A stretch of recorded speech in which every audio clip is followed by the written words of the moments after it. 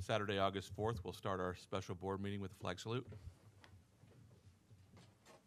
I pledge allegiance to the flag of the United States of America and to the republic for which it stands, one nation, under God, indivisible, with liberty and justice for all.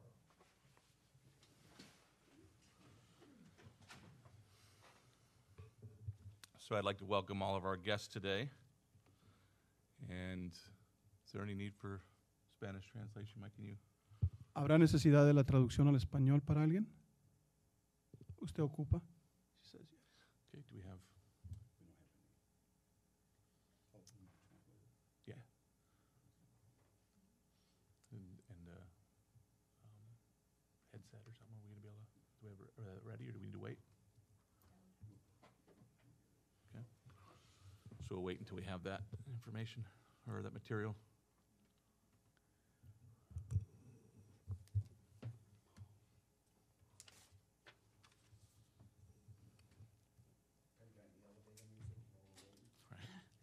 Would someone like to sing? No. That is definitely not me.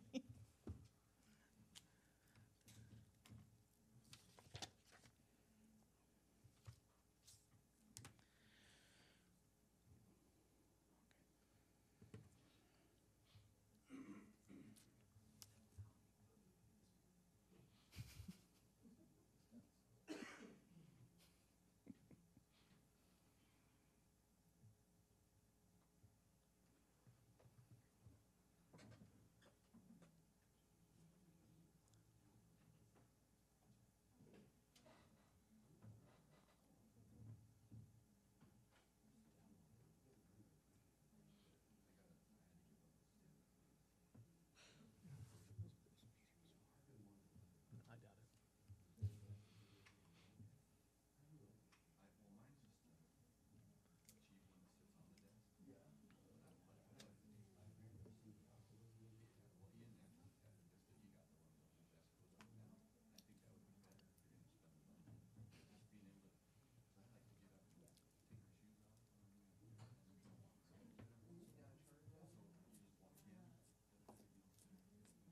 Do we have the videos translated? Right? YouTube Just not should be in today. both. Right. Okay. She thought this is a meeting for kindergarten students. Oh, okay. So there's no need for translation, so we'll move on to item A3, approval of agenda. I'll accept a motion to approve. Motion that we approve agenda as is. There's been a motion by Director Stevenson to approve the agenda as written. Second it. Second by Director Johnson. Any discussion? All in favor? Aye. Aye. Opposed? Motion carries 5-0. Move on to item B1, public comment. There is no request for comment today, so we will move on to item B. There was absolutely nobody here, no forms to fill out, no agenda on the table. I apologize. We do have public comment then.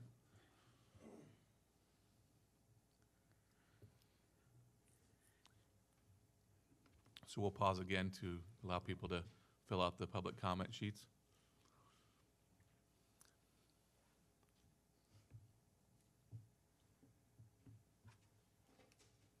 Would anyone else like a form to fill out to make public comment? Okay. We can get you a pen. Here's a pen. Did you want one too?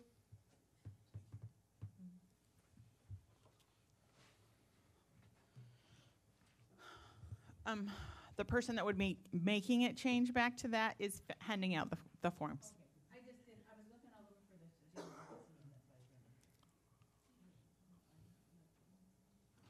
Do we not have a paper agenda?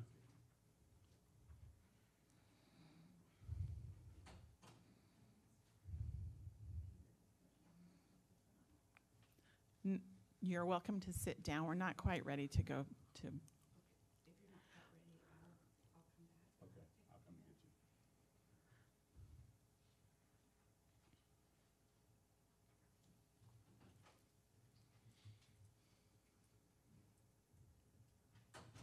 Does anyone else need a public comment card? Thank you. And you can hand in Does anybody else need a pen? your sheet here. Do you want a pen?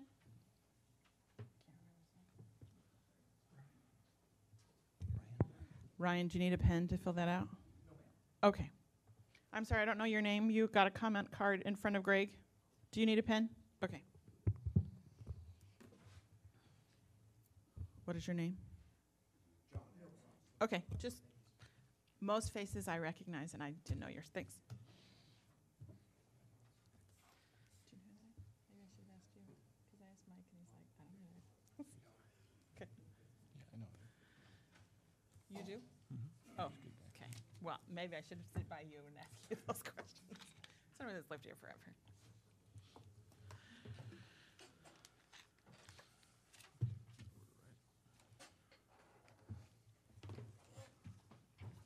Any other public comment cards that will come in?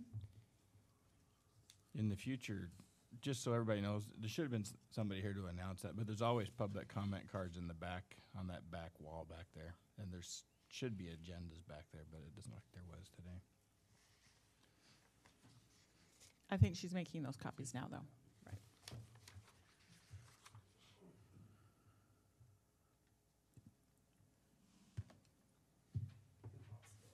Okay.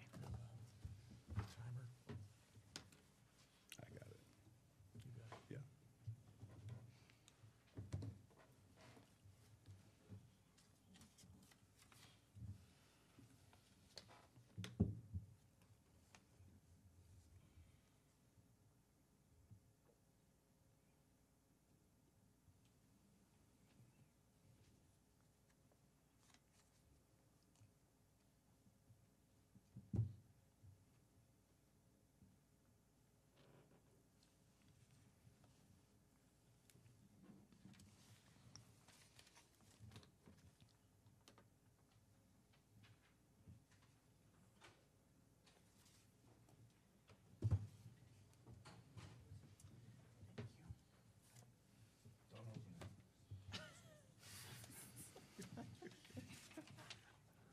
Uh-oh.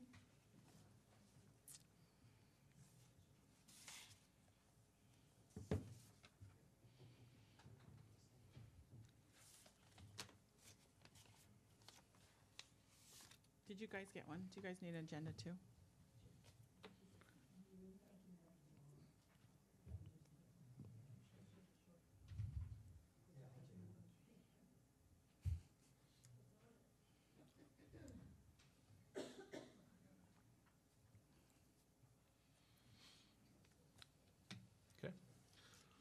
So everyone has chances to hand in the request to speak slips and have gotten a copy of the agenda? Okay, apologize for that. Thank you for your patience. So back to public comment. We do have 4 requests to speak. Dr. Hertz will be keeping track of the time because I'm Can you bad at talk that. into your mic just so Facebook can hear you? Thank you. There's no way Facebook doesn't hear my loud Well, mouth. it, So- same. There's no way Facebook's going to hear you because I think it's on YouTube. But Oh, That's- that's a good yeah. point, throw it right. out there. So anyways, the first request to speak is Cody Sheely. It says against, but it doesn't have an agenda item. Do you have a specific agenda item that you meant? Or you can come on up to the mic. Okay.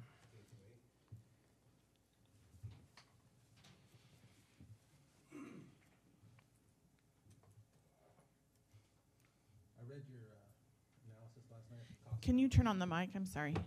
So everyone can hear you.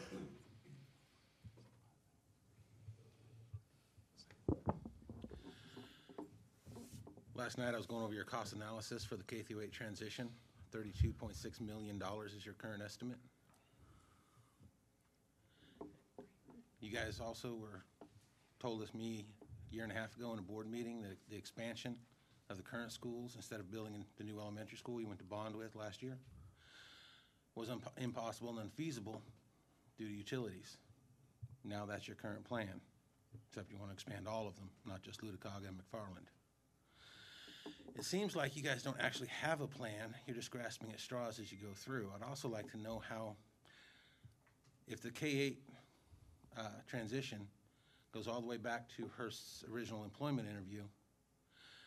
And now you want to spend money to refit all the schools to make it happen. How is it going to work with the school bond levy that you tried to pass last year? Basically, what I want to know is, did you guys ever have a current plan that would cover all of these bases? Or were you just grasping at straws as one failure after another happened? It seems like nothing has been well thought out from the beginning. The bond was a complete failure. It was a failure of financing. It was pie in the sky, hoping more houses would be built so you can get more to that 3%. Then that failed. You didn't even want to accept a turnkey or even look into the concept of a turnkey or a concept of expanding the schools instead of adding more administration staff to have more schools. You didn't want to look into the busing issue. Now that all that has fallen down, now you want to go back to the expansion of schools at $32.6 million, which is less money than what was originally earmarked for building the new elementary school. It seems like nothing's been thought out from the day one of this. It's just grasping at straws and spending taxpayer money for nothing. That's it. Thank you. Thank you. So one of the things that I'm committed to do is try to answer questions that are asked in the public comment section. So public comment is typically for comments made, but we do get questions. So I'm trying to capture questions that come out of the comment too, so that we can answer the questions later on our board. It's a Facebook page from the board. The question that I gathered from that basically was asking, did we have any plan? Is that accurate? But that was a question. I know you made a lot of opinions, and I don't necessarily agree with some of your opinions, but I will answer your questions in written format so that everyone in the public can hear the answers to that. Okay? So one thing I'll clarify that might help some of the comments that are coming up. What we're looking at today in the board member reports, the K-8 cost analysis and essentially the Teeter-Crocker report. This isn't our plan or what we put together. What we asked for was, in order to go through K-8, what are costs associated with that? This is a draft. Just like if someone said, I want a new house, and brought me plans of a house they thought I should build, I'm going to look at it and say, well, there might be some things here that we don't need. There might be some things that we do need. There's some things that are wants. And part of what we're going to do today is we're going to start to discuss what was brought to us. So we're actually looking at this as a full board for the first time. And so this is not a plan, just so everyone knows. This is something that was brought to us as a suggestion, and it's our job to go through it and determine what's going to be best for our district and our community. And we might, I don't expect we're going to make a decision on that tonight. This is just beginning a process of this, just so everyone's clear. I just wanted to add, You guys are new on this, just like the public. We just got this information. Yesterday, they weren't really helpful in handing this out. I had to go somewhere else and grab this. It didn't even we didn't receive this till yesterday. Yeah, I don't kind of like, well, proceed. I just wanted to add just one thing that just to make sure that the public's aware that this kind of a dollar amount is not something the board can just approve. This would require a bond or public approval for that kind of an amount. And so just wanted to clarify, just sometimes there's confusion about what the board can do. Because of this report. But the board just couldn't say, we approve this plan and start spending money without some kind of a bond or a vote and these kind of dollar amounts. I just want to make that clear. Right. Yeah. Thank you, We're Tony. here to sway you from trying to put a bond out for something like this. You'll have that opportunity. Moses Lake. So the next person who is requested to speak is Christy Spohr.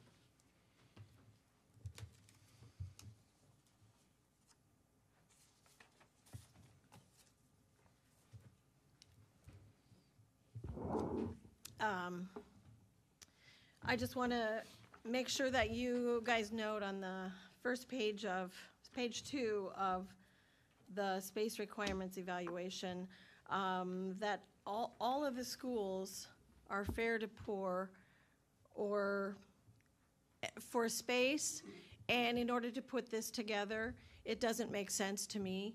It doesn't give us a new school with new classrooms for students, which was last winter the highest priority for our schools and for our students.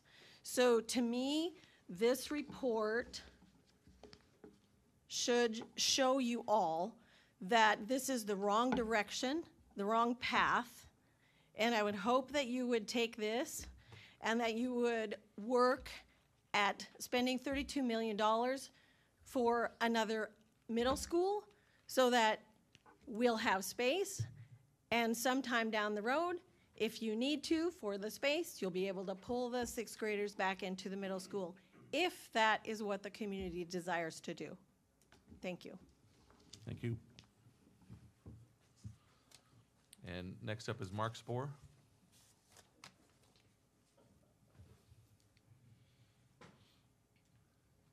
First of all, a comment about this meeting. When me and Ken were on city council, it used to be a 10-day notice and had to run an ad in the paper. So 48 hours notice and, you know, getting a phone call at home or on the internet and having a meeting Saturday morning during prime vacation time. If legal, I guess, you guys are doing it. But ethically, if you actually are serious about wanting input and discussion from the public, I think a little respect with a little more notice for these meetings would be appropriate. So that's my comment on these meetings, and ironically, it's under board development. My suggestion as a board is that you would give direction to administration that items be forwarded to you and prepared in a timely manner so you can take care of your business at regular scheduled meetings and not call these meetings on short-term notice. So that's one item. Another item is, Rob already addressed this a little bit, but my comment was, is it accurate to say that going to K-8 will cost $32 million and will not include any additional classroom space? You don't have to answer that, but to me, based on, I've asked you questions about additional classroom space, you said no, and on this report we got, that's the current situation in my mind. Some discussion from the audience about the bond for this. I would encourage a bond. Send it out to the public. If you guys, if that bond passes, I'll buy you all a dinner at Brunswick and you guys can go out with your K-8. I think I know the standard of this community, and I don't think this bond would stand a chance. To tell people you're going to K-8 and not creating any additional classroom space and paying $32 million, I think it'll get shot down big time. So I would challenge you, put it to a bond. Let's find out what the community wants to do. And again, I'll reference Brad Boersma came up before the board, and he's got no dog in the fight, and he was kind enough to show up, and he said, one, that he was on facilities meetings for several years, and this whole district is based on K-6. All the facilities were built for K-6, and two, we're pretty successful, and a lot of successful students the way we are. So I would ask that you take that into consideration, and bottom line, I think, again, stop this K-8 issue. Thank you. Thank you, Mark.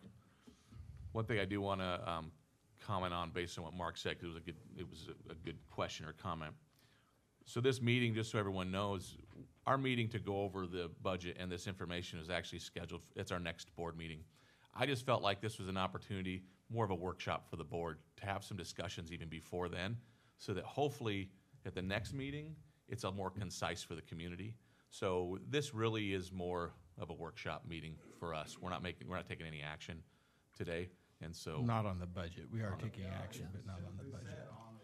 On the budget, sorry. The other things was it was a higher, and that was just so that we could get people in positions. Yeah, it said and- action will be taken, that was very specifically stated on the phone. Gotcha, I apologize. So this was something that I asked for, and I asked the board, availability for the board, today was it. There's a couple board members gone on next week, so I'll take all responsibility for why we had it today. Do I want to be here on a Saturday morning? No, I'd rather not be. But this was an opportunity for us to be able to discuss some things and hopefully get more concise information to the community at our next board meeting. So just an explanation of that.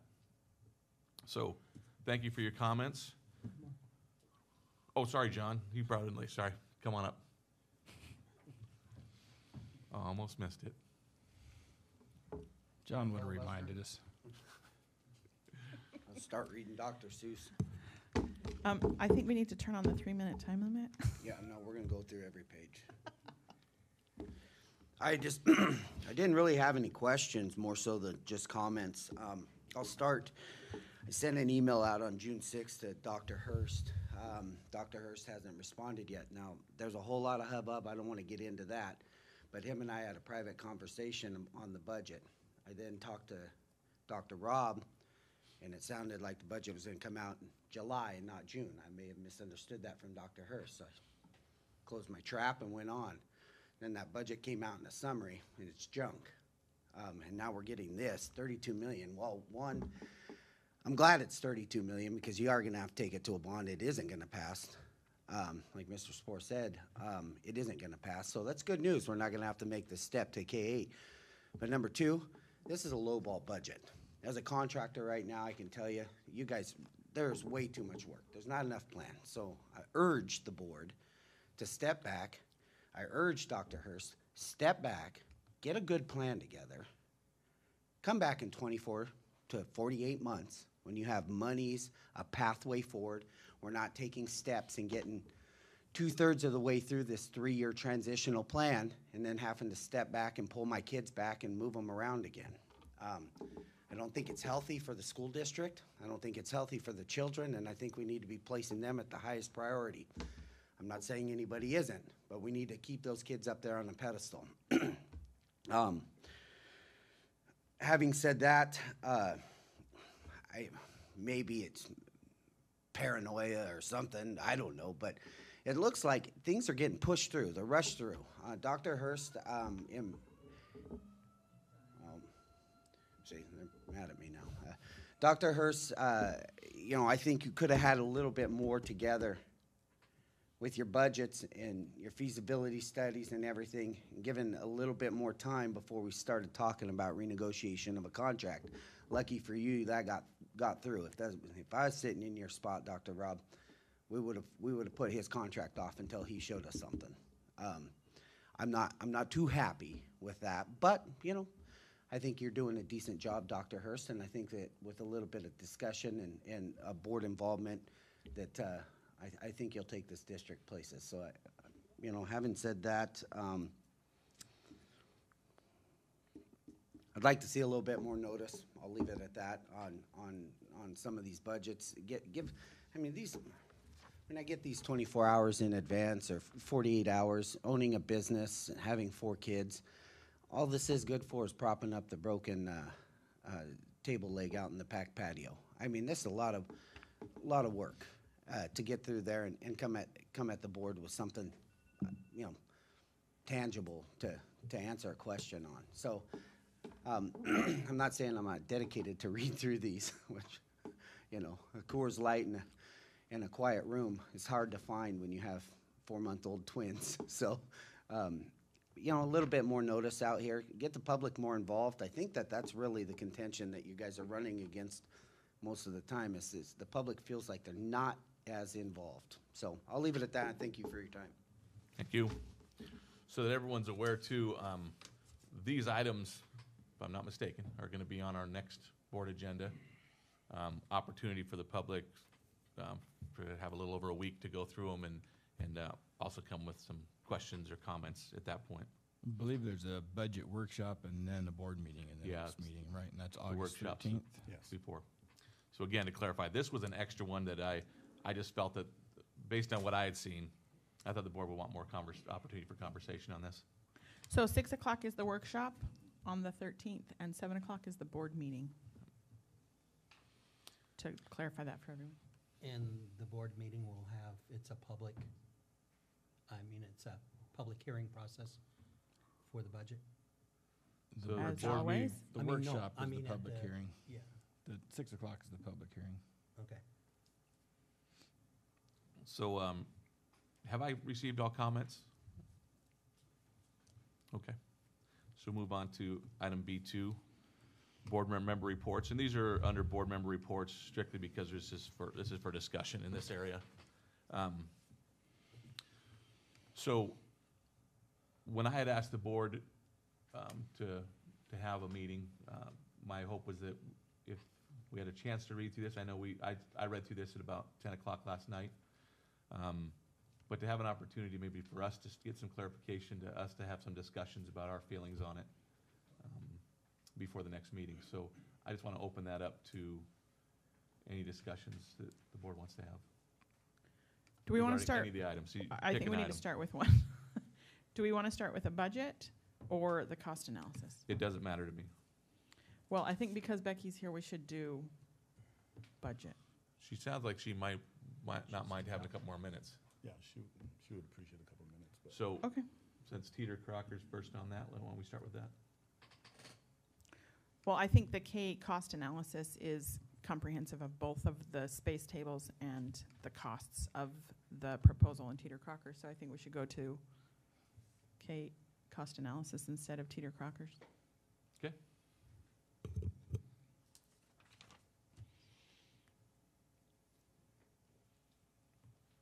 Does anyone want to start with So question or ideas? I'll start. First of all, I understand that construction does this, but they immediately, and I didn't write down what page this is, but they immediately added 25% of square footage right off the bat. And then at the end, they added another 25% for soft costs. So soft costs not even including Jen, hang on a second. I think, is Greg the person who's going to be able to answer any questions? There's no one here to compile the report, right? So Greg, you can come on up just to answer a question.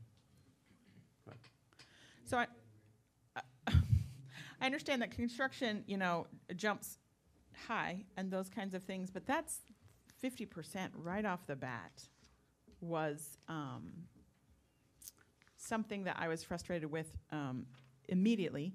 And then there were many things that I thought, you're proposing to add 100 square foot there and 25 square feet there. Just some of those things were just not. When you say your, I just want to I'm sorry. clarify, you're talking about Your meaning. Teeter's report, right? Right. I don't think your is anybody in this district. You're right. so- Your The is not cons- any of the us. consultant. Yeah. Yes. So I don't want Both to the feel like consultant of Greg's feeling Teeter like he's Crocker defending and the something. consultants of the architects. So the architects instantly added the 50% on top of Teeter Crocker, the consultant's evaluation. So that's what I wanted to say right off the bat. Jen, for clarification, Yes. where's the second 25%? Is that in the cost analysis? If you look at the square footage, The first I'm one's trying- 25% for square footage, and then where's the second 25%? then the second 25%, now I can't Last catch up. page? Yeah, when it shows the total numbers, the soft cost 30% for soft costs. And when they explained what soft costs were, they didn't even say, what's the right word? For when we actually, if this ever actually takes place, cost. It wasn't inflation, it was fees, permits, Yes. blah, blah, blah, those kinds of things. Taxes, permits, designs, contingencies. Yes. So already there's more than 50% added into these numbers. Well, but one of them is 25% space. Per- The other one is right. 30% cost. 25% space is going to be equivalent To to costs. costs at the end, and then they Yes. added the other 30. Yes, You're, but they're- you're but right. let's- You're but let's just correct be in the clear, they're not details. 50% cost inflation. One's saying we're just gonna take the square footage and add 25% to it. For Right, but that 25% of space Yes, equivalates to, Per square equivalates is not footage the right cost, word. yes. Right. It's a cool word, I depending like on it. what it is. Thank you. Just made that up. So, okay, so that was something that I first of all just wanted to bring up. Yes. Equivalates. The budget's low anyway, and as an expert in that field, I can tell you right now, it's low, and those contingencies that architects throw in there, just so they don't have to beg you for more money when they screw up, and those are low too, for schools. Having built a couple schools, those generally overrun enormously, and this budget's way too low, John. to do what you're gonna do. You know, you and I are homies, right? But this is a board meeting, so if we have comments just come out from the public, 10-4. it's gonna take us a long time, so Yeah. I appreciate your knowledge though, for sure, but, this is something that, if you can allow us to have the discussions, I think Greg will be able to give us some insight too, and we have the ability to, we can ask too. If we know we have some, Fair enough. some, public knowledge, we can ask for some input. Thank you though. So before we get down in the weeds on this report, I just want to throw out to the board, my thought is seeing this number, this kind of a number, if we ever did this, would have to have public approval anyway. And so to me, it's a waste of time to go through this report line by line, because it's not something the board can approve anyway. And but I think the report's interesting. What it drives me to is a recommendation that the board consider forming a committee now, a board sanction committee through our policy to talk about facilities, the future of what we want, what we think Othello wants to see. I think some board members should be on that committee, along with community members, both that the board, community members that the board recommends, and maybe a process where we put out some public notice to community members and ask community members to apply to be on that committee. And like our board policy says, have a scope of the committee, what we're going to do, how long it's going to take, and go from there.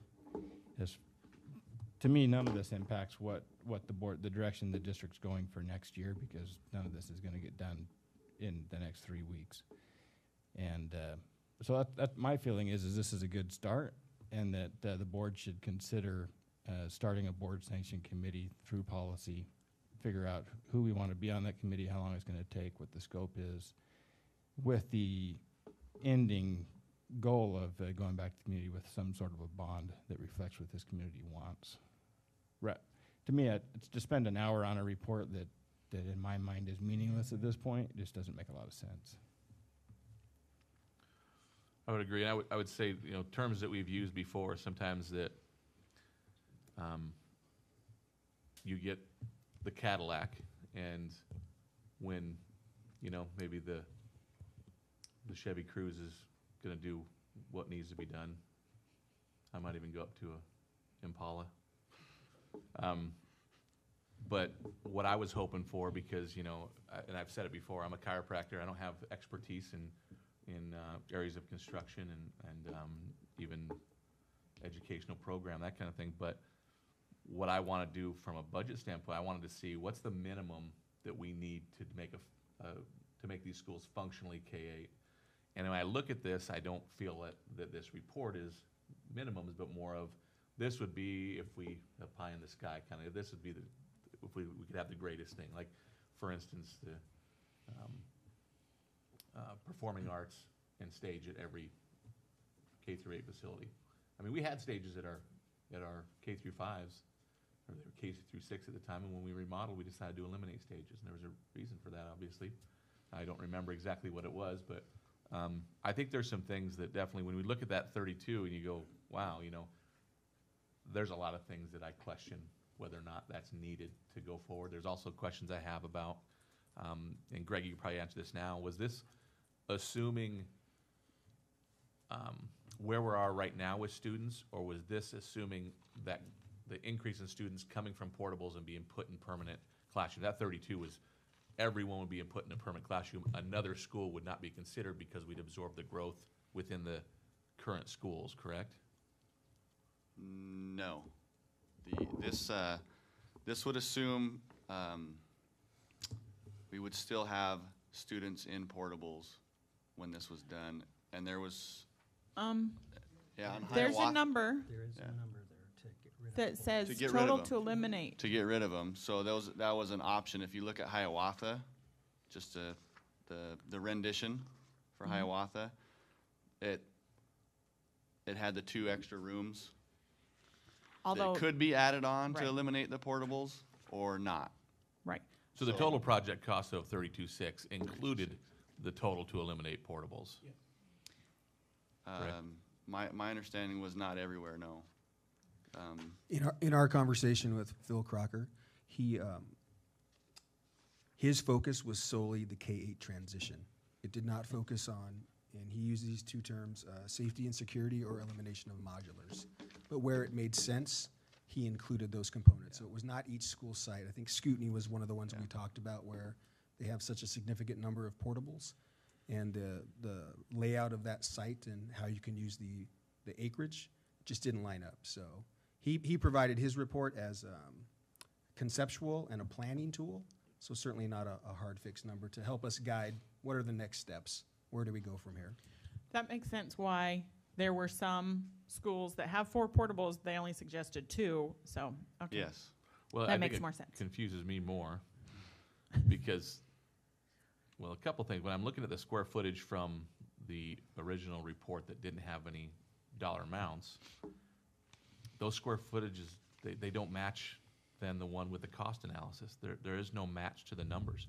Everything in the cost analysis was inflated. Maybe that's the 25% you're talking about, but then based on what? Was that based on total square footage or not counting the what they call the recovered square footage? Right, and so all they that? took the 55,000 square feet from the Teeter Crocker And just put 25%. and then added 25% to that to come up with 75,000 because Teeter Crocker used 55,000 square footage was needed. If you use that reclaimed footage, then it came to 75,000 and then plus some. But when you add the 25%, those 2 numbers don't even match up. So it's just a flat 25%. They didn't even use. So to that me, that's reclaimed stuff. building in growth. And if you're going to build more structure, you're building in for growth. But it's building core space growth. It's not building classrooms. There was no extra classrooms other than those when it was convenient to eliminate portables or eliminating portables only for the purpose of, we're going to take that space over to build this extra core space. And so we'd be eliminating those portable spaces. So it's not so it's not what I'm- apples to apples if you're What I'm looking getting that out of way. this is I don't have any more of ability to make a decision or have an increased knowledge from this than I did before I saw the report. And so I think that this needs to be gone through and looked at needs versus wants. And I think that Tony's recommendation is the only way to do it the right way. So that's. Can I have where I'm permission at. to ask Greg multiple detailed questions on this plan? Although, Well, you before You can do or it after? You can, as a board member, you can do whatever you want. Yeah, you can. 'Kay. You're able to send any questions and get answers to any. All right, any because question there's you a have. lot of what on earth were they thinking questions that I have. Thanks. Yeah, and it's hard to know that because nobody who wrote the report is here with us today. So Yeah, I just wanted to emphasize, this is a third-party report. Yeah. And so I just wanted to make sure that everybody understands. did you want to? I did want to provide a comment about the vendor and maintaining relationships with vendors and folks. We have challenges in the construction industry of getting folks to come in and partner with us because of the hard work that it takes to put this together. So what I want to share in my conversations with Phil Crocker that Greg and I had, he took the instructional vision and an in-depth conversation with the instructional team about what the vision for K-8 was. And this is his first attempt at that. So this is not the end product. So I just want to be sure that we maintain the integrity of the work that he put in. He did what we asked him to do. We felt confident in that. And then he had to partner with Architects West and the construction expertise. And so that's where you get, Phil says you need a space to offer. He was operating from the sense of, If you do this for K-8, you need 1.5 music teachers. If you want to offer that in a successful way for kids, you need 2 spaces. So it might feel like a Cadillac, but in his mind, he was meeting the needs of the students. So then what the next step for us is to say, okay, what can the community support? What can we afford to allow us to move towards the vision? So I just want to make sure for. Yeah, I agree with what you're saying. I yeah. just feel like a committee is where that all. Yeah, absolutely. I would agree with that. But I do want to make sure We can invite Peter for. to come in if the committee decides. It just, but the first step is for the board to agree that we want to set up a committee. By board policy, when we set up a committee, we need to have an end date, a goal, what the outcome is, who's going to be on it, and those kind of things. And that's an action item, so it has to happen in the next board meeting or a board meeting following. It can't happen today. But I just wanted to put out there, that's my thought of, my feeling of where we need to go is, at this point, as a board committee, take this information, get members of the community on it, and experts, and go from there. And I think board members should be on the committee as well. But. So Tony, can you come to next board meeting with a draft policy for that, for the board to consider? Okay. I think we basically have a policy. Well, we do have a policy, and it's supposed to be our 10-year facilities plan. And that's what we need to go back and build. As we found out at our last meeting, we don't even have one. And that's an EL though, so that's a district responsibility. The one you're referring to? I'm referring to we have a board policy that says the board can form its own committees. Mm-hmm. And I don't disagree with that, but that's an EL, and the next time we review that EL, there needs to be a 10-year plan for that, or the EL won't be, Chris will be found out of compliance. Yeah, because this needs to be, our 10-year plan don't need to be built around this. This needs to be built into our 10-year plan. Like you were just saying, on this report, they took an account of the students, what's good for the students. We need to do the same thing. And this report brought out a lot to me, and it brought out a lot of my questions that I had with the K-8 transformation. And the additional facilities that we would need at the elementary schools to accommodate the 7th and 8th grade classes in them. The added gym room, the added cafeterias, the changing rooms, the locker rooms, those things that we are going to need essential in place before we even try to move 7th and 8th grade into those facilities. Otherwise, I think we're hurting the students or the kids into that. I don't think it's progressing in the right way. Okay. Any other comments from the board? So it sounds like there was a general consensus that the committee's a good idea, and so Tony's been tasked. Mike said he thought we should. I think a committee would be a good idea, but it has to be very clear and concise what the intent of that committee is before that could be approved and started. Tony's been tasked with, and when we create a committee, it Right. is in policy. When I say that, is we create a policy that states all of that. It's like a sub-policy is what Right. it is. So. Yes, and then when it's completed, that policy then gets deleted.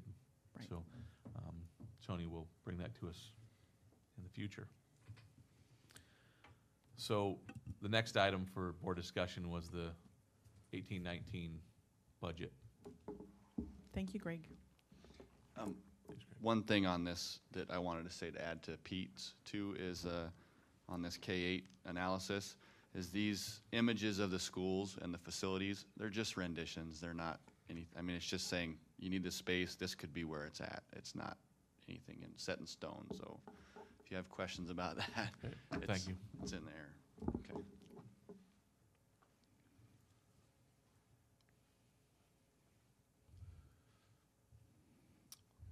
So, oh, there she is.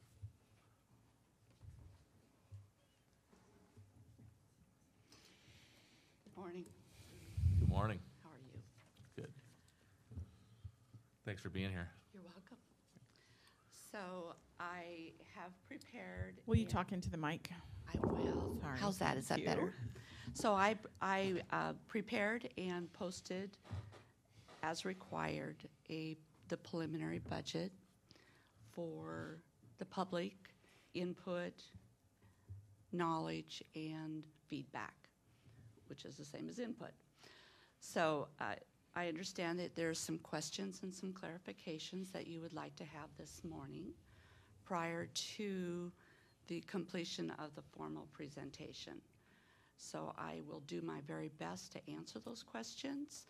I wanted, as I had shared with you earlier, I want to preface that in the absence of your regular business manager, I have been serving the district in a consulting mode. Your staff, you have great fiscal office staff. I want to compliment them publicly. They are very dedicated, knowledgeable, and they work really hard for you. With that said, with Gina retiring, there was a void in the office that was not filled based on her historical knowledge of the district and her management style. And the management style of the business office was that a lot of the actions and decision-making was focused out of Gina's desk. And the rest of the staff were very much supportive of the work that was to be done. So with that said, the approach to building this year's budget was to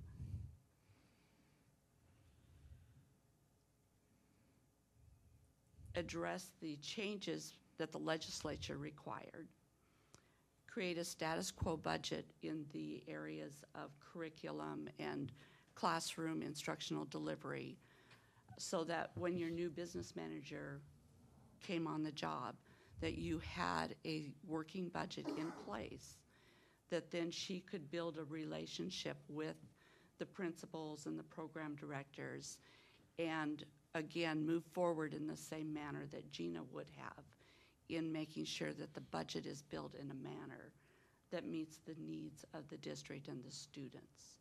So I want to preface that because I think some of the questions that you are seeing or feeling can be addressed with that answer, that there was not a huge amount of changes in the overall body of the budget, and those will probably be, it will be a work in progress for your upcoming fiscal year. Okay? Okay, we're ready for questions from the board? So Jen, how Yes. about if I address a couple of your questions? Yes, okay. So on page 2, can you go to the page 2 of the document? I'm not sure Yes. where this is at now that I'm looking at it. Oh, it says the under section A, budget summary, the third line down, other financing uses. Hold Got on. it. I'm not sure if that's where I was thinking. What are other financing uses? Let's go there. Okay. So in I know they're all zero, but So what on the would those budget be? summary, and how about if I've got a couple things to hand out to you so you can follow along. More than the 120-page document you already gave us? More? It's a summary of the 120-page document. Oh, I like summaries, but And it's-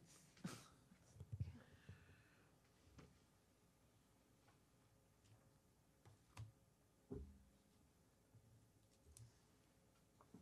you.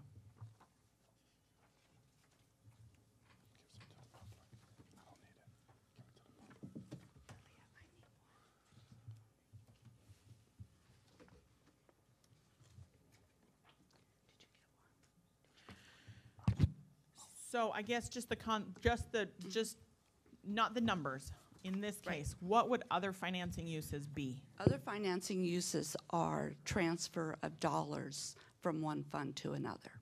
Okay. So if you had the need to buy a school bus and you didn't have enough money in the transportation vehicle fund, you would transfer money from general fund Okay. to transportation vehicle. and that is other financing. Okay. Okay? So on page 6 of the original,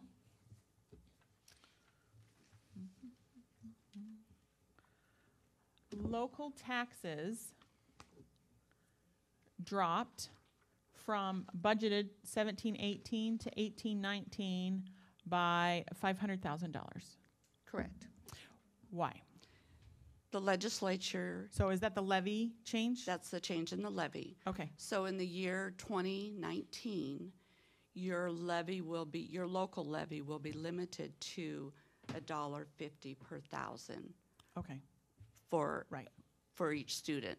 So when your levy was approved at $3 million, and with the change in the funding requirements and the potential, we changed enrollment. So that is the impact on the local levy. When you get your local property tax statement, you will see there's a greater burden of taxes on the state tax side versus the local school side. And that is, it's basically a switch up of those dollars. Okay. Okay? So would that be the same answer on the local non-tax support changed also by about 200,000? So if that's non-tax, then where, just the line right under? Mm-hmm. So with that, if I gave you a detailed revenue report, Okay. and it shows not just the summary, but it shows each specific revenue item that the school district has budgeted in the past. And it is, I'm sorry, you probably can't see me, but this is the document. Mm-hmm. And it shows revenue, and it's dated 8/2018. So if you go to the third column where it says fiscal year-to-date activity, what I did is I actually reviewed what was budgeted and what was actually collected. And in some of those categories, there's a lot of categories that are student fees for classroom fees that are no longer collected. And so I basically eliminated those dollars and to create what I felt was a realistic expectation of revenue. I don't think it's right or fair to put dollars in a budget just to create the ability to spend money. And so that is a significant switch, but it's a real switch. It's reality. Perfect. There was, let's see, I had some specific numbers to share with you.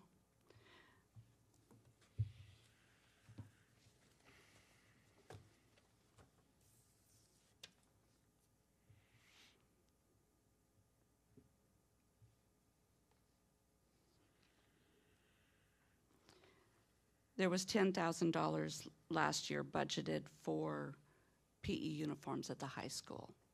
It's just a $5,000 swing, but it's those kind of individual activities that create an accumulated impact. So using more of actual as opposed to Yep. ballpark-ish Yep. kinds of things. What I would do is look at it and say, is there going to be a fee increase? Number one, why is there a fee when we have an expectation to provide a free public education to our children? So in the classroom, if a student has a project, say in woodshop, and it's part of their grade, that is an expectation that is a free public education project. They should not have to pay the district for materials to create an item that they're going to be graded on.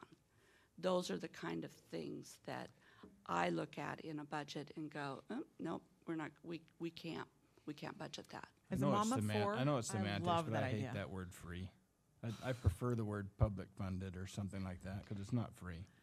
The kids don't pay, but it's funded by somebody. That's true. It just, as a taxpayer and a community member, I just hate the language. It's You not don't your collect a fault. tuition Yeah, I understand when your what you're kids saying. enroll. I just And don't like the again, it term. is vocabulary, but a part of the reality of the vocabulary. No, I'm with you. I pay told taxes, Chris too. before, I like community, we all do. I like Yeah. community paid, just, free creates a perception that, the money didn't come from anywhere.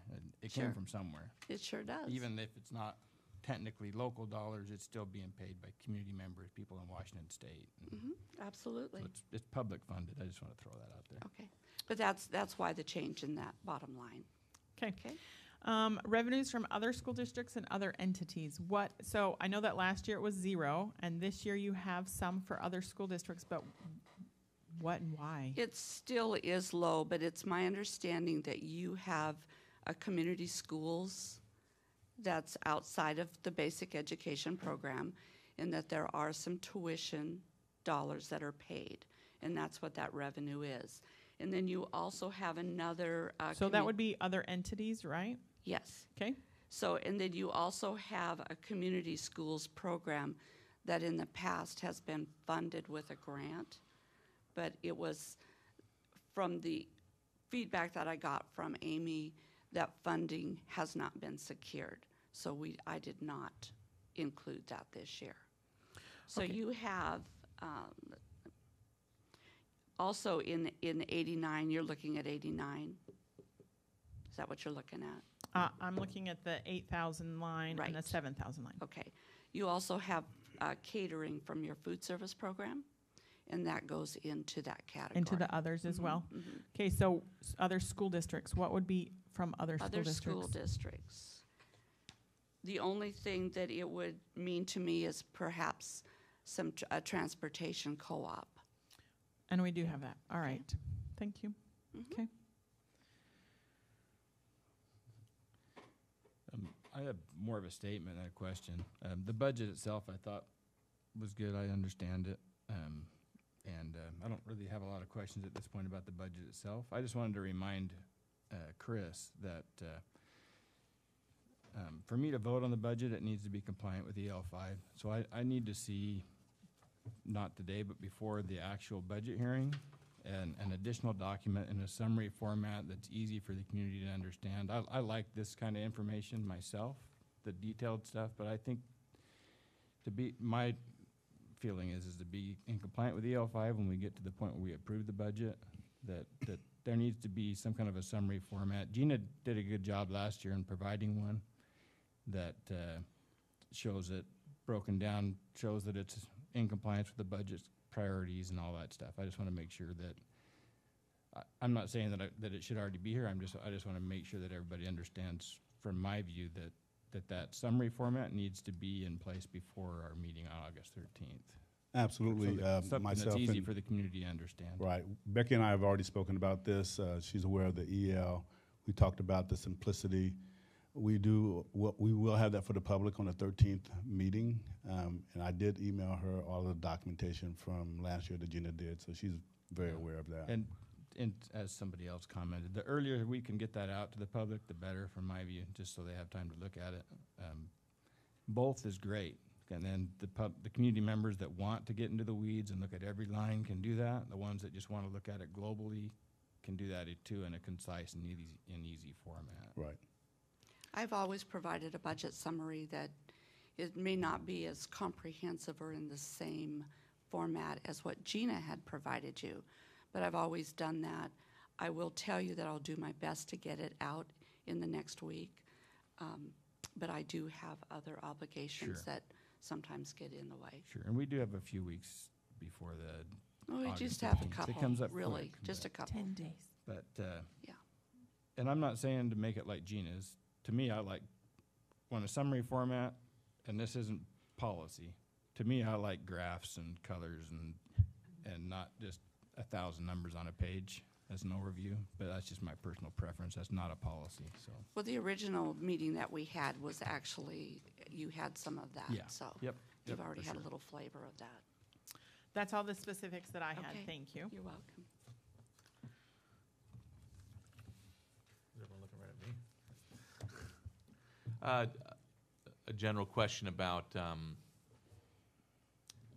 trying to look at a big picture, overall salaries and benefits. In your preliminary budget, it was right at about 80%, which historically, if you look, we've been very close to that, maybe just under 80%. In this budget, it's bumped up to 81%. I just wonder what the reason for that, from preliminary to this one. Well, again, 1% is not material, it's not huge. But retirement increased, the state allocation for medical insurance increased, the state's increased salaries for staff. So we've built all of that into the budget, and the main increase in revenue from the state was for salaries and benefits. So that is flowing right through the budget. So, and I would agree with what you're saying, but when you look at it from percentage, if the state increases revenue 10 million and you already allocate 80% toward salaries and benefits, there's 8 million for salaries and benefits. So it's kind of built into it from a percentage perspective, right? The increases were not across the board equally. The emphasis was on salaries. But I went through and reviewed exactly what was put into your budget. You also increased the budget for a counselor. You increased the budget for a preschool teacher. So there are some staffing switches that may have impacted that number also. And that changed from the preliminary budget to this budget? No. Well, because that was a comment. Well, I think I was making. it is possible because we actually continued to try to fine-tune the staffing part of the budget. Okay. And so, and Amy was key to building that staffing budget, because obviously I do not have an in-depth knowledge of the district to know exactly who works where and what the staffing needs were. We also had some conversations with all of the special program folks and food service regarding some of the unmet needs. And we tried to accommodate and build that in through my discussions with Dr. Hurst and Amy as to how we could accommodate meeting some of those really seriously perceived needs. And that was, one of them was food service. From a staffing perspective. From staffing perspective.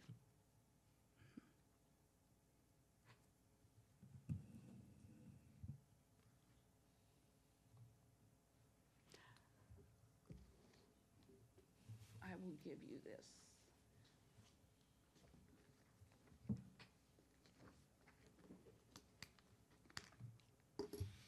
Ken, do you have any questions?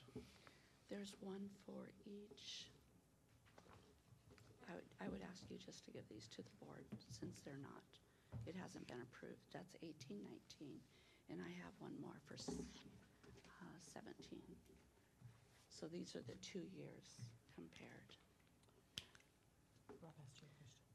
This is a pivot table. No, I don't have This any is a questions. pivot table of staffing. And again, how staff are entered into the software. There's 2 different ways to enter, and I want to clarify this because you're going to look at some of the FTEs and go, well, boy, that looks out of line. Please disregard the FTEs because, again, miscellaneous dollars are in the budget for substitutes, extra time, things that cannot be attributed to a specific person. And then what happens is the computer system will calculate an FTE based on those dollars. So I've provided you an 18-19 staffing pivot versus a 17-18. And you can see by positions the changes in the salaries. And that will help answer your question on the 80 to 81%. Okay. And then if you have more questions, we can dig right down into the meat of names. Okay. Okay? Mike, any questions from you? So I'm trying to look back at some previous reports to get an idea. What is, do you happen to know our current capital projects? Balance, are you asking for balance?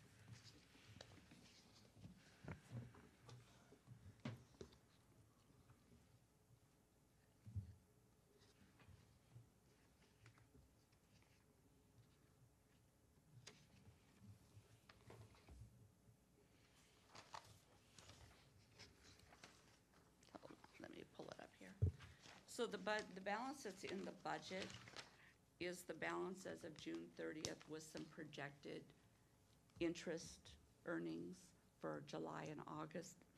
Because I don't believe there's any expenditures that are coming out of that fund in these 2 months. That's a correct statement. The reason I ask, and I could just be off on this, I thought our capital projects was under $1 million. But it's listed at 2.2 in here. That's why I'm just trying to wrap my head around it. Okay, let me get the summary. Because there's really been no movement in that So fund for a while. the 2.2 million is projected revenue for next year. And that is based on a K3 classroom grant that is available to the district. That's a class size reduction. Uh-huh. Okay. Mhm. And that money has not been accessed yet.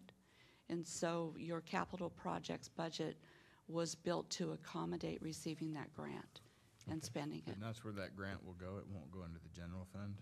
It goes into capital projects. Mhm. But I know that there's a timeline. If we don't use it by a certain date, then we lose it. Is that correct? No. So Okay. we've have been having discussions, your facilities director. There's no Okay. timeline. Okay. However, you don't want to just leave it sit there. The and- state does things. because things happen and money goes away.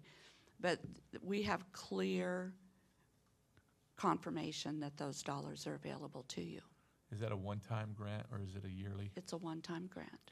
And this is, actually, we've been told about this and expecting this for a few years now. And so this is the year that it's supposed to be paying, I take it. It's a year that it's budgeted.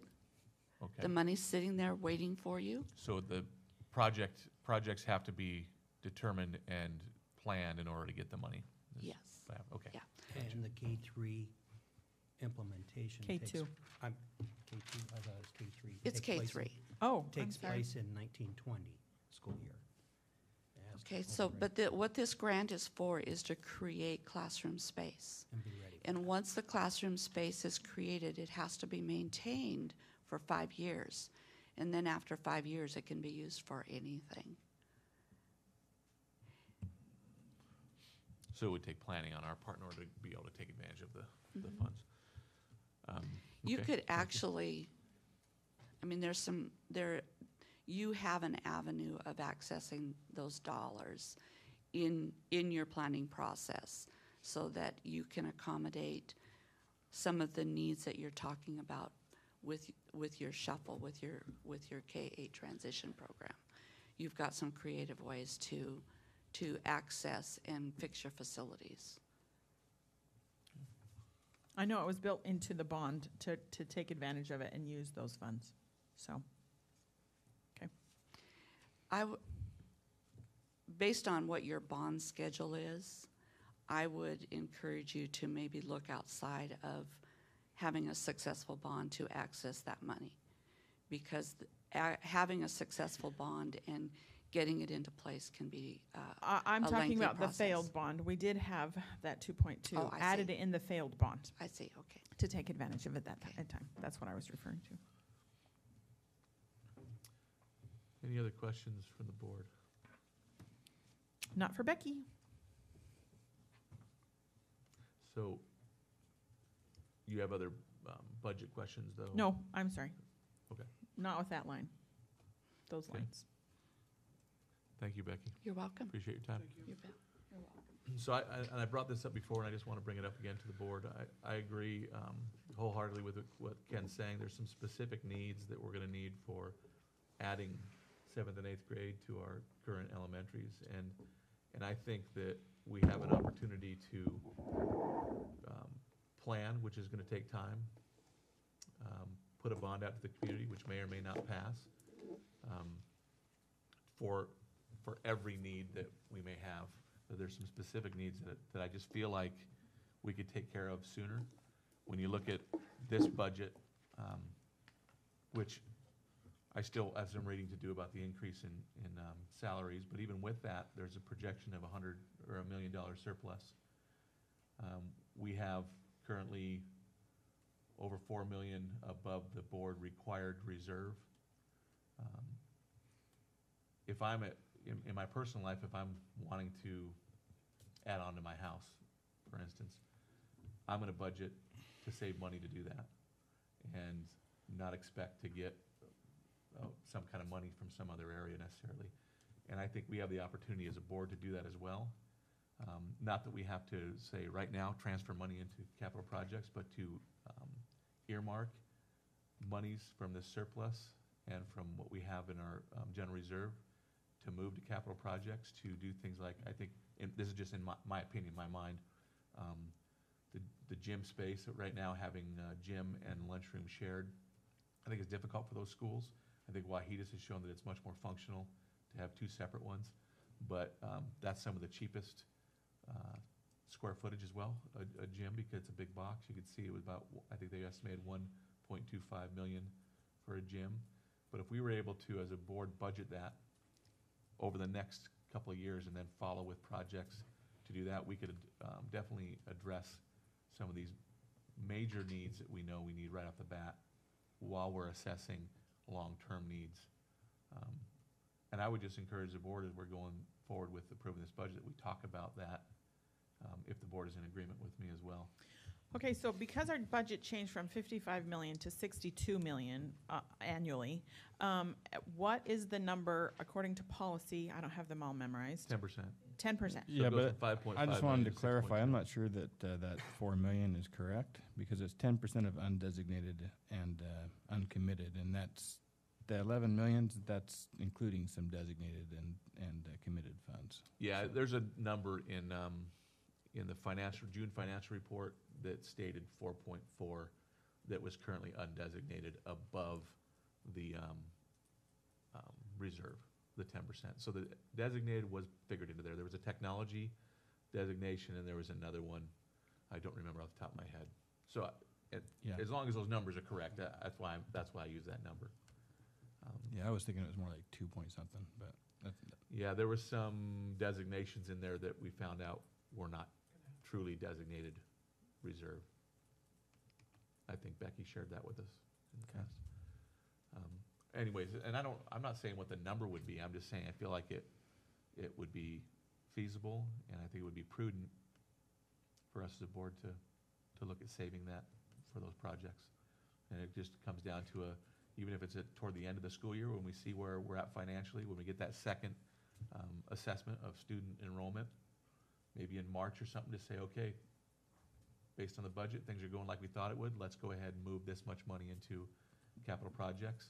And then as soon as that's done, we have the ability to then start planning some construction, even if we do it piece by piece. yeah. My feeling is the time to do that is December, when we get the actual, right now, we're just dealing with budgets and projections, and in December, we get a report that shows actual numbers. Right, but if And we have I a agree budget with- I that agree with doesn't show everything any you're saying. surplus, we can't do it. Exactly. So sometimes you have to trim the budget a little bit to be able to save the money, that's all I'm saying. If we don't think about it now, we're gonna end up in December going, well, we already earmarked all of our money, we don't have any surplus. That No, would be my I'm fear. not saying it shouldn't be in the budget. I agree with everything you're saying. I just am not comfortable with making any formal transfers until we know exactly what. Yeah, I'm the not numbers either. Yeah, I'd like to see more of a plan built first, because I don't want to be throwing money where we don't need to, so.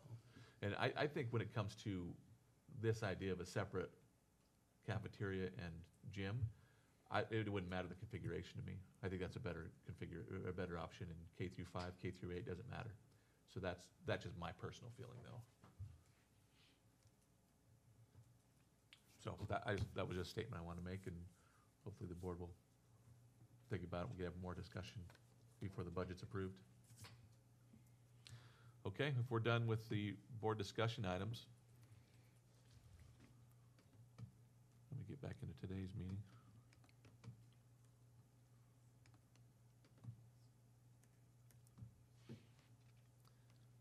We'll move on to item C1, required approvals. The first item under that is consider approval of Chromebook bid. Are we doing these individually, or are they all together? Oh, that's right. we normally approve them all together. I'm making an assumption that we're gonna have some discussion about this, so I'll open it up for a motion, or we can have discussion before a motion. We don't have to I pull just- these if we don't want to. I just have one really quick comment going through those different bids on the acceptance for the Chromebooks. I noticed our low bidder was at $208,000, but that did not include sales tax on that, which some of the other bids did include sales tax. Even if you did add sales tax, it still does make them, but that $208,000 is not a correct number there. It should be a little over $16,000 more. I caught that too. Yeah, I was concerned about that.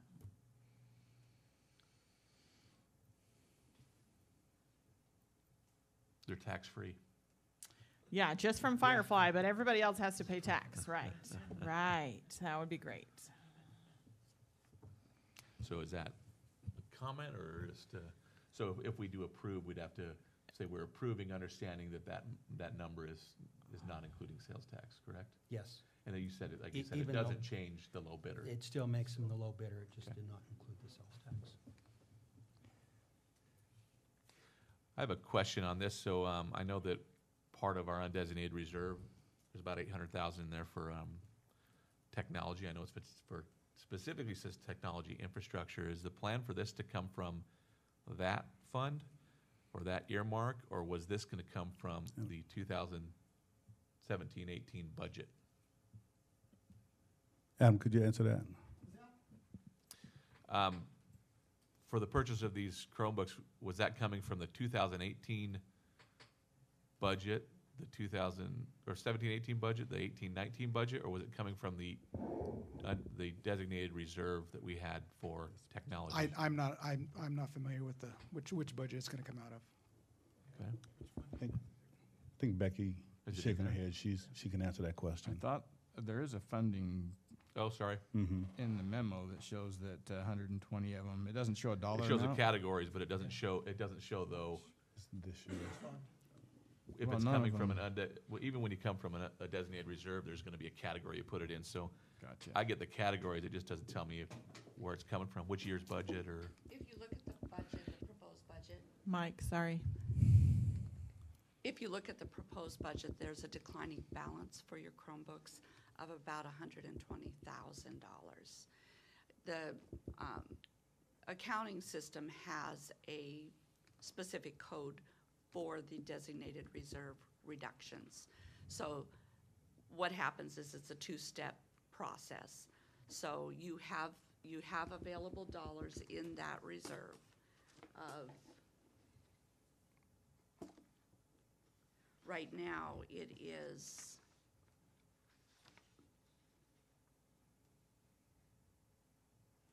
I think it's 800 some thousand. it's 800, no, it's not that much. It's been, I believe it started out at,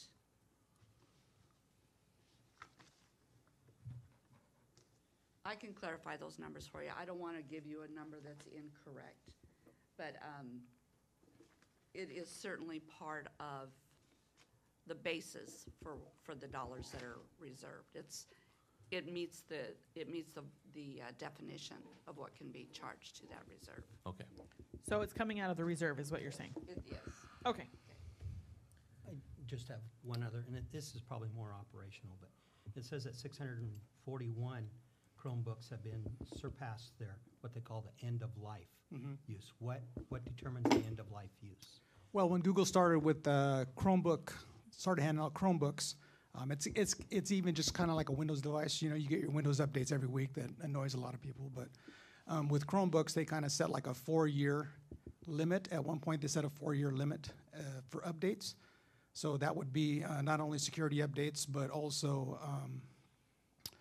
any type of feature updates that people that are building apps that Google has to keep up with that. Those features, those advancements and stuff in technology. So they set this 4-year limit up. So once a Chromebook from the date when it was manufactured, not actually when we purchased it, so when it was manufactured, after about 4 years, the Chromebook, depending on the manufacturer, they're always a little bit different. Some are 4 years, some are 5 years.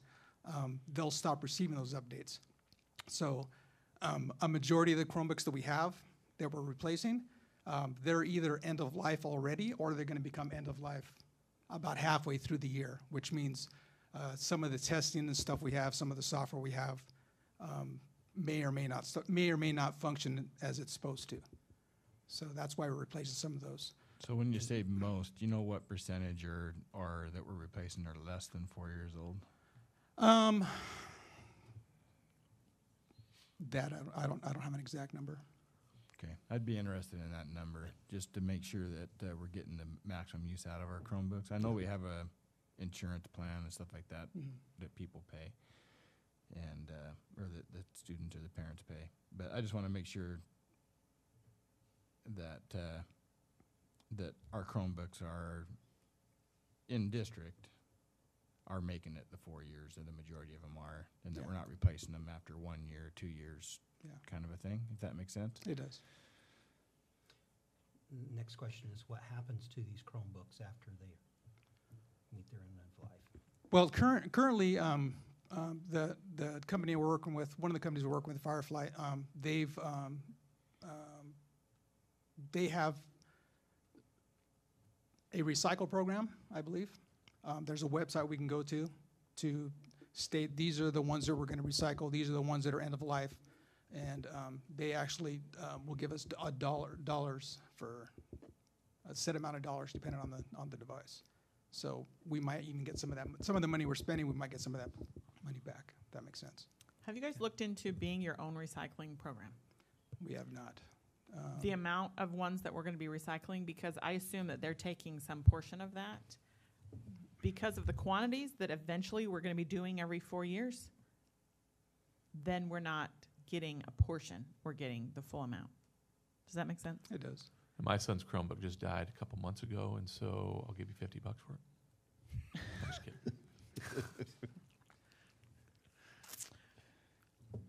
Okay. So I just So we don't surplus those, then? We don't do a surplus? We haven't. We haven't done a surplus sales on Chromebooks yet, no. Okay. just want to read through my questions that I emailed to make sure I get them all in public, the ones that weren't answered.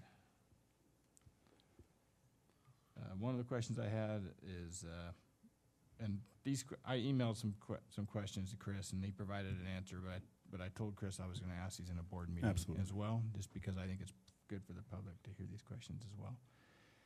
So one that wasn't asked yet is, do you feel the Chromebooks are meeting the intended needs of the students at this point? I believe they are. I mean, I've talked to not only staff members but students. If I'm in a forum where there's a mixture, every so often students will come up or even staff members or even community members will come up and they'll ask me about it. But they'll have comments saying that they're a great product. They do exactly what they need to do. Research. Students can easily get on the internet, have access to their Google Drive, their Google Docs, classroom type activities. So I feel that they are. So I've heard. I mean, there's always going to be somebody that perhaps doesn't like that particular type of device, but for a majority of the staff and students that I've talked to, yes, it's been positive. Okay. Do you see that use in the classroom is increasing? Like, mainly I'm thinking of the instructor use. I know certain instructors use Google Classroom very well, and I think that's successful for students. Just as an example, do you see more use from instructors? When we first got them, I think there was a little bit of resistance, if that's a proper term, because I think they were kind of used to the Microsoft platform that we had. But over the course of the last couple of years, especially since we went one-to-one at the high school this last year, more and more instructors are adopting the use of Chromebooks, taking them to trainings. We're not having to house a bunch of higher end or higher cost laptop PCs for them to check out. But yes, there's been an increase in use. Okay, thank you. They're just not saying they're collecting dust, if that's what you're asking. Yeah, and I was not worried as much about that, because I think students will use them in the one-to-one. It's just a matter of a teacher can continue to hand out paper or they can say, your assignment's on Google Classroom. You have those options, and I just was curious if more teachers are utilizing the digital options. They are. For that. Okay. Adam, I see your name on the Firefly quote, and I see it's valid until 7/31, and we're 8/4. Will that be extended? We spoke with the, I believe Rigo spoke with the Representative Carson there at Firefly, and he said that the quote is still valid. So my only last question is, we're looking at 800 Chromebooks, and on a 4-year plan, that's 3,200. So my question is there must be, the average life must be more than 4 years, or we'd be buying more than 800, right? So we have more than 3,200 students. Not all the devices, though. The majority of the devices were bought within the last year or two, right? Yeah, the last couple of years, yes. So these are maybe the earliest ones. Because 100 and some of It those are says because of August increased 2014, population. they purchased 641. Then the difference was the extra kids that are coming in, and then a few extras. Mhm. So these must be the firsts. These are the first batch. A majority of these are the Dell 11-inch, the very first ones that Dell had released. So those are the ones first that year. were taken out. Yeah, so my point was I just wanted to make sure that in our upcoming EL, the actual amount of money that we need to have budgeted for this is more than $208,000 a year, because we're going to end up theoretically with $1,000 a year if you're replacing them every 4 years, right? Give or take. I'm a little bit more than that. Yeah, that's a good point. And a true one-to-one. So I just want to make sure, and I emailed about in the next EL report a request to have Chromebook replacements as a separate line item. Last year in the EL report, it was combined with a bunch of other technology stuff, so it was harder to see. I didn't think it was in there at first, but it was in there. Just it was lumped with a whole bunch of other stuff. One of my memories, and I could be off on this, but weren't the Chromebooks 300 when we first started buying them? For the I believe there at the very start we had purchased some ELL Chromebooks. There was a couple of cards Chromebooks. I think those are a little bit expensive. I think the previous tech director over here, he secured some lower pricing with Dell, and I think that was some of the lower pricing we've seen, maybe $165, $175 per device. And are we still getting E-rate? That was another question I forgot to ask. Are we still getting Are E-rate? we still getting E-rate? I discounts don't on believe those these? devices are E-rateable. Okay. They've changed some E-rate Some rules. E-rate Yeah. rules since we first bought them. Yes. Okay. Okay. Any other questions from the board on this item? And then any questions regarding the other two?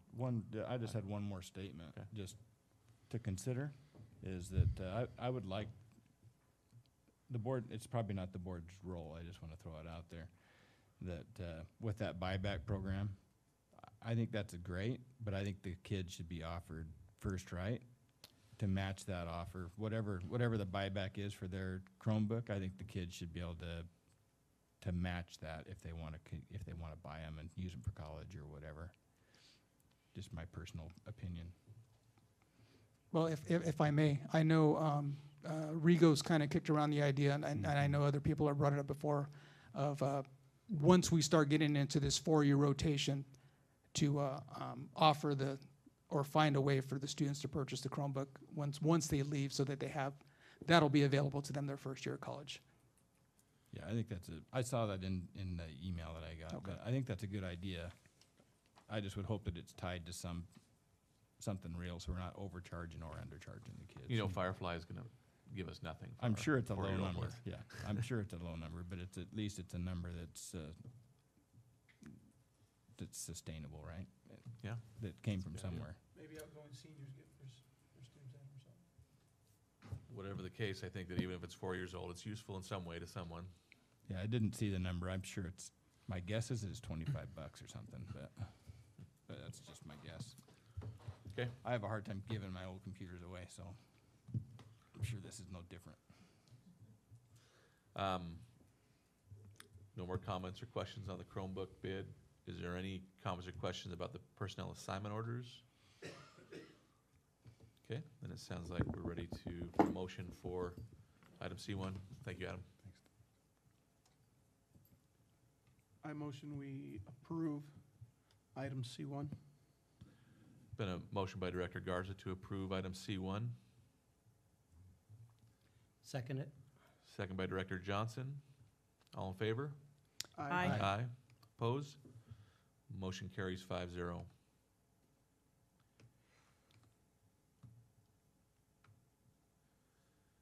If there isn't any kind of an announcement or I do have further- a question, Yeah. Director Simmons. Why are we not doing a self-assessment of this meeting? It's a good question. I missed that it was not in the agenda, but we can put it in there right now and do it. And I didn't get a vote. Little thing. Have we ever Oh, did a I see it. self-assessment Never on mind, a sorry. special meeting? All meetings. My vote's That's the way the important. policy reads. There we go. Dr. Hertz has shared with me that he checked every special board meeting we've had. We did not do a self-assessment. We only did it in regular board meetings. Yeah, I don't believe that's what it says in the policy, but just because we haven't done it doesn't mean that I want to make sure we're following Yeah, policy. so we can add it if the board would like to add it right now. If we want to say in the future, let's make sure we're doing it for all meetings, we can make sure that that's on there. I could stand corrected on the policy. I just would, I guess, ask the president to go back and read the policy. If we should be doing it, then let's do it. If not, then I don't have the policy memorized, so. So what would the board like to do today? Check the policy, see how it's wrote. You want me to do Make that sure we right now? follow it. Okay. Yeah. Give me some time.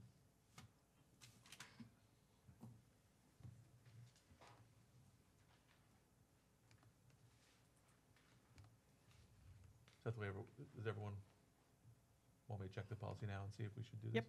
Okay.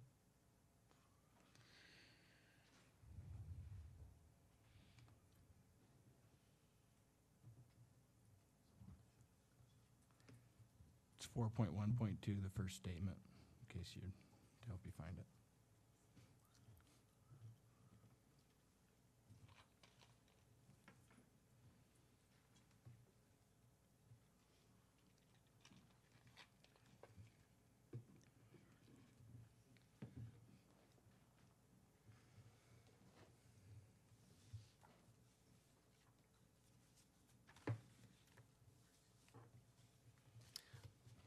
I would say that it doesn't specifically say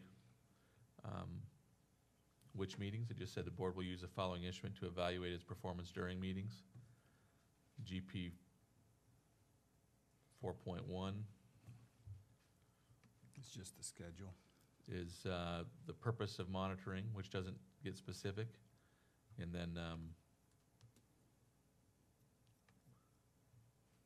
4.1.1 is just the, or sorry, 4.1.2 is just a document. So, I mean, I think it could be interpreted either way, but my question is, what would the board like to do? And you can Yeah. guide me.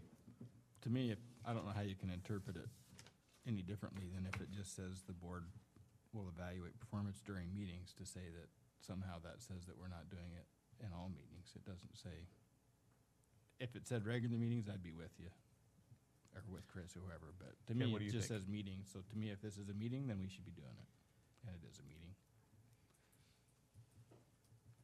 I mean, this is something the whole board does. We evaluate ourselves. So if you guys want to do it every meeting, then we'll do it. I agree. I think it should be done every meeting that we Okay. assess ourselves, but I think it needs to be clear too, also. in So the every meeting, policy. meaning any workshop, any study session, everything? Special meetings are, What about meetings Schedule that meetings. actions are taken? If we want it different, then you need to rewrite the policy. Right. That's not what it says. So I would invite you to rewrite the policy, but to me, the way it states, I don't it think you just can says say. during meetings. I would request we add the assessment to this meeting. You need to say that into a microphone, Mike. Okay, Please. and every other, any meeting, whether it's a study session or anything, that's how it's interpreted? Okay, Jen? Unless All right, somebody changes sounds the like- policy. sounds like a consensus, so we're, Just refresh. during all that, it's probably back up, right? Yep. All right. Thank you.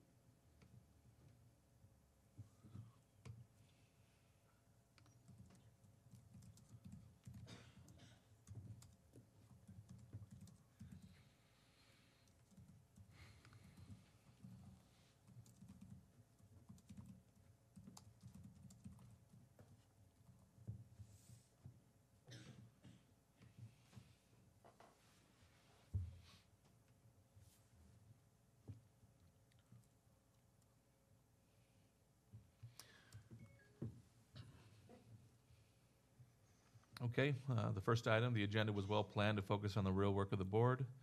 3 said good, 2 said commendable. The board followed its agenda, did not allow itself to get sidetracked. 2 said good, 3 said commendable. The board's deliberations and decision-making process were public. 5 said commendable. All board members participated in discussion. No one dominated. 4 said good, 1 said commendable. Members listened attentively, avoiding side conversations. 3 said good, 2 said commendable. Is there a comment on that? No? Okay. Board actions occurred at a policy level rather than an operational level. 5 said yes. The board agenda referenced policy about each topic that was discussed. 1 said yes, 4 said no. There absolutely was not referenced. I did a poor job for that. I apologize. I'll do better. If additional policies were proposed, the board started with a broad statement and became more detailed in a logical and disciplined sequence. Not applicable. The board chair helped the board efficiently conduct its meeting. 5 said yes. The board supported the superintendent in any reasonable interpretation of its policies. 3 said yes, 2 said not applicable. I'm not sure is there a superintendent interpretation? Did that come into play in this meeting?